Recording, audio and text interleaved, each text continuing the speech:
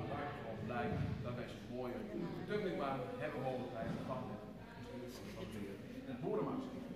Nogmaals, namens sportvereniging Dwarps heel hartelijk dank dat u dit mogelijk gemaakt. En wij gaan nu over tot de officiële opening van deze tunnelbaan. En dan verzoek ik één van de leden of Hendrik om de officiële eerste strook te doen. En daarmee denk ik dat dan onze baan geopend is. Maar voordat we dat doen, wil ik u nog in de gelegenheid stellen om mocht u daar gebruik van willen maken, om een paar woorden te spreken namens ons tegen. Hoeft niet hoor, kon zijn dat een van de heren dat zou willen.